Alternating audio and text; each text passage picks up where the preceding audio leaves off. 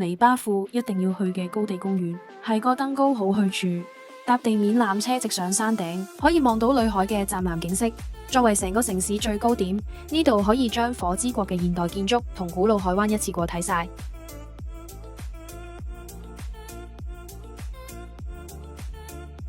喺高地公園最高嘅地方，有個用大理石圓頂保護住嘅永恆之火，代表住亞述敗疆民族唔會屈服嘅精神。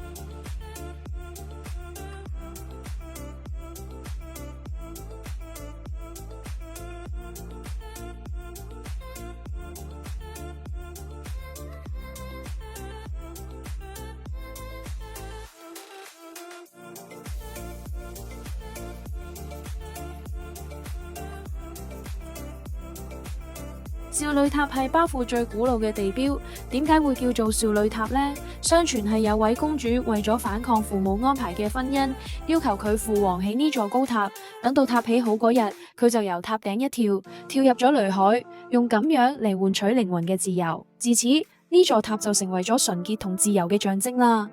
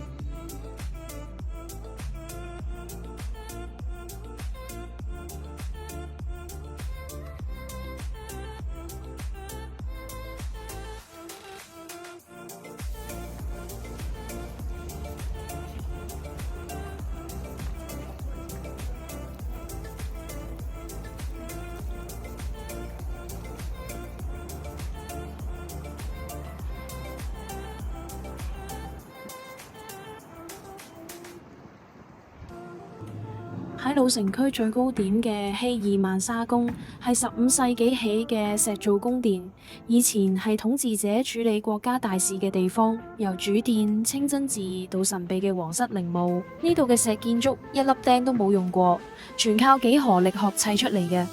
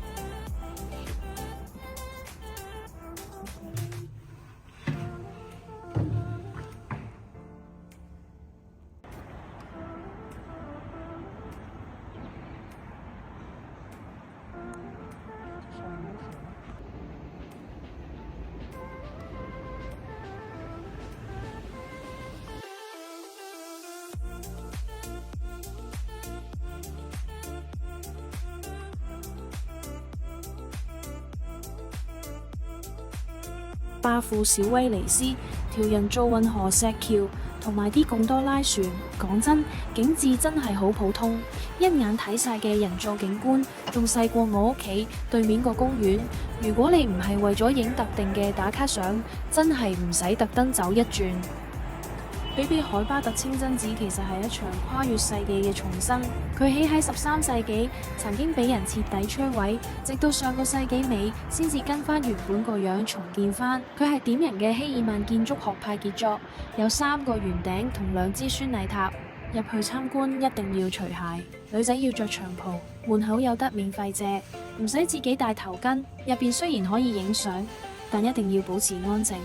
入到去一定要抬頭望下嗰個通體祖母綠嘅穹頂，刻滿晒金色嘅古蘭經銘文。市區外面嘅赫達爾清真寺喺2014年起好，係成個外高加索地區最大嘅清真寺，4支宣禮塔，每支都有81米咁高，外牆用咗特別嘅石灰岩，上面啲幾何圖案同古蘭經文全部都係人手雕刻出嚟嘅。同一般嘅旅遊景點唔同，佢而家唔開放俾非穆斯林或者遊客入去參觀，只可以喺出面睇。日落之後，幾千盞金色嘅燈一齊着晒，成座建築好似黃金宮殿咁。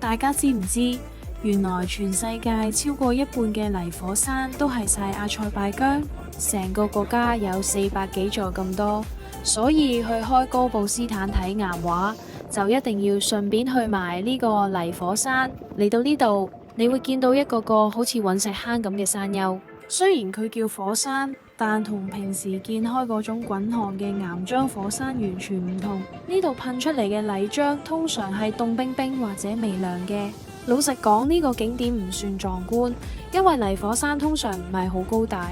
而係細細個咁散佈喺地下。我到嘅當天冇咩泥漿爆破，又大風又凍，有點失望。不過離開到此一遊打個卡都係一個特別嘅旅遊體驗。嚟到巴庫，你一定要去高布斯坦，呢度有超過6000幅岩石畫，時間由4萬年前到中世紀都有，啲畫就好似遠古人類嘅生活記錄咁，你可以見到史前人類跳舞、捉野牛、撐蘆葦船等等嘅情景。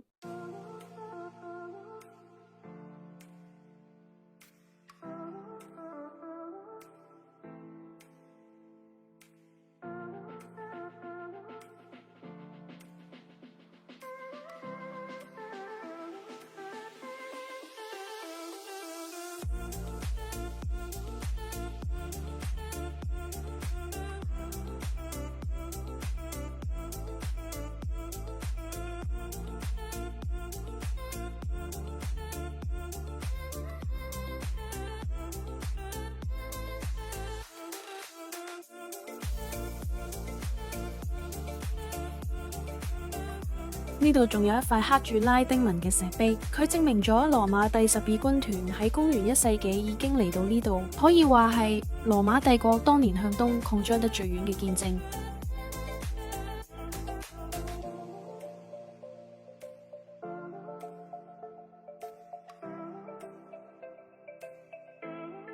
阿塞拜疆由古到今都被人稱為火之國，係因為地底埋藏咗極之豐富嘅天然氣。早在公元10世紀之前，呢度就已經係所羅亞斯德教，俗稱拜火教信徒心目中嘅聖地。巴庫火神廟，當地語言嘅意思係火之地。佢坐落喺巴庫嘅郊區，係一座結合咗歷史、宗教同埋自然奇觀嘅獨特建築。我哋而家見到嘅呢組建築主要係喺17到18世紀期間興建嘅。廟內正中間係石造嘅聖火祭壇，象徵住最神聖嘅火源。外牆環繞住26個細房間。以前呢啲房係俾朝聖者住或者修行用嘅，而家已經改造成博物館展廳，入邊仲有蠟像，模擬當年啲僧侶極之艱苦，甚至係自虐式嘅修行生活。當時沿住絲綢之路來往嘅印度商人同朝聖者重新修築咗神廟。喺以前，天然氣會由地表嘅7個窿自動噴火出嚟，啲信徒覺得呢啲係神蹟。但係到咗19世紀，因為周邊地區大規模開採石油同天然氣，搞到地底壓力下降，啲天然火焰喺1969年就徹底熄晒。而家我哋見到嘅火，其實係為咗觀光同保存文化，專登做人工天然氣嚟維持住嘅。頭先提到嗰間火神廟嘅火係人工接駁，而呢座火焰山 Yenadek 嘅火就完全係天然，直到今日都仲燒緊。佢唔係一座火山，而係一段長約10米嘅永久天然氣火場。呢度啲火，就算風吹雨打，定係落大雪，都依然唔會熄滅。